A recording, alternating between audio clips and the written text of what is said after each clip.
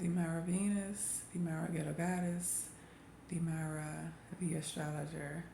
And this video is going to be about people we meet and what energies, and due to the placements in their chart and your chart, what could mix. And my thought in me studying astrology and still coming into learning things daily. Okay, now I met someone and he has good placements. Now I'm a Venus in Libra and his Venus is in Aquarius and it's in the house of children. Now my Venus is in the first house. His Venus being in the house of children, he already, look, it's a good placement to have sun in the fifth house because that's where it belongs. But it also depends on the sign because the fifth house is the children, the house of children, then there's the first house of self, then there's the relationship house, which is Libra, and it's important. Okay, now the moon is another important thing in your chart. Your moon, how you feel, how you react to things, how would they react to things, what house is your planets in, basically says what it's doing. You know what I'm saying? What you do is what you're doing, and that come from the energies in your birth chart from the day and time that you was born on. You know, and knowing this, learning this, and having this information for the people that you meet is important. Because if I could turn back the hands of time, but we can't do that. Okay, we can only learn from our mistakes, experience them, grow. All right, and depending on what type of questions you have and what's going on in your life, astrology can answer that. It answers that, and you see why, and it's like, oh, that's why. But yeah, he's a Capricorn, the person I met, and that's a earth sign. I'm aware of that earthy. I have a Capricorn daughter, I have a Taurus son, so I have earth around me, and I needed that. And a lot of people don't realize that your children are in your life for a reason. Okay, a lot of people out here treating their children, it's really have a lot to do with their moon sign, their sun sign, and what's in their house of children. Also, Saturn is important as well. That's the lessons, restrictions, public,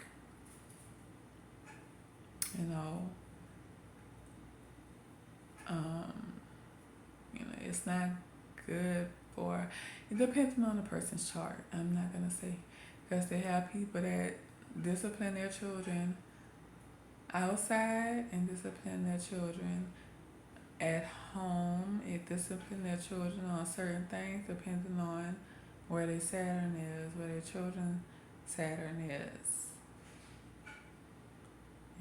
So it's just, it's fun to learn all of the above. Like, it really is. So, what other planet? Venus. Okay, Venus is what a person spends money on. So if you meet someone, you could, find out, okay, well, my Venus is this. What's their Venus? Can it match? You know, it's also the Mercury, how a person think and communicate. That's important. What's in their subconscious mind? That's Virgo house. I mean, that's Pisces 12th house. You know what you have. What sign do you have in the 12th house? Then there's um, the first house, which is Aries. What planets do you have there? How do people see you? How do you act with people? The second house, Taurus. What do you have? Your voice. What type of voice? Your body, your possessions, value. House of lineage. Third house, thinking and communicating. Neighborhood, community, siblings, cousins. Fourth house, mother, home, the moon. Also, how you was raised. Fifth house, children, fun, drama, sex partner, you know, how you have sex. I'm not going to say sex partner, I'll say how you have sex. Yes. How you have sex. What's the extent, your goal?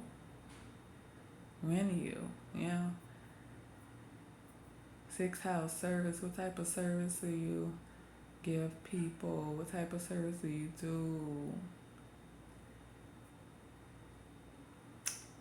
That's Virgo house. This is practical as well. Seventh house, Libra. Balance, scales. Like I said, relationship, Venus. Libra is a relationship sign. Whatever sign or planet you have in this house, that is the house of your marriage. Okay. Eighth house, what type of deep connection? And that's also the sexual house, because Scorpio is sexual energy. Also, other people's money. That's the house of insurance, tax, all the above. Ninth house, Sagittarius, mutable fire, long distance travel, also Jupiter planet, that's expansion, wisdom, foreign lands.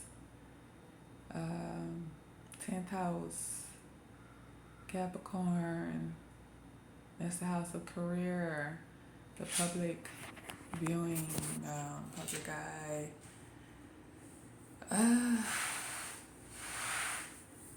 Structure,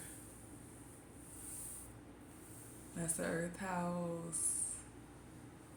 Saturn, lessons.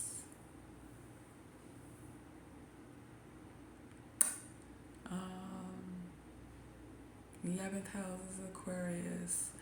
The groups of people that you like to be around, want to be around, your hopes and wishes.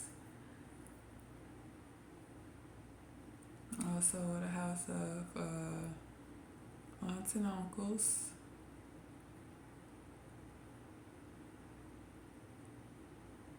grandparents. Yes, that's the grandparents' house, not the aunts and uncles. The aunts and uncles' house is the second house. Yes, that's aunts and uncles. And then the cousin is the third house. So, yeah. And the 12th house is Pisces. Like I said, a subconscious mind, illusions, fantasies, dreams. You know, what do you have going on in your subconscious mind? So that was all the houses, and I was just doing my astrology talk because I love astrology, and astrology loves me, and astrology has helped me through a lot and still is. Helped me with myself, my children, be by me, just relationship with my mom, you know, how to deal with my siblings, you know, in a way, because a lot of people have the south node in the third house of siblings. Your south node could be in any house, but mine is in the third house of siblings. So that's like, that was not my concern, and I'm gonna use me for an example. My mom always did tell me when I was growing up to be there for my, you know, sisters, my brother, be the big sister. I'm the oldest. Be the big sister, be the bigger person. And looking back at it, it was like she was trying to get me and my moon sign, which is Capricorn, and, you know, give me maturity and structure. So Capricorn moons people, we seem to adult quicker than any other sign. Okay, Capricorn moons had to learn fast and hard lessons. So depending on what house it's in. Okay, so thanks for watching. This is Demira, the astrologer, Demira, ghetto goddess, Demira, Venus, and I'm on my life journey as well. All right, so thanks for watching. Until next time.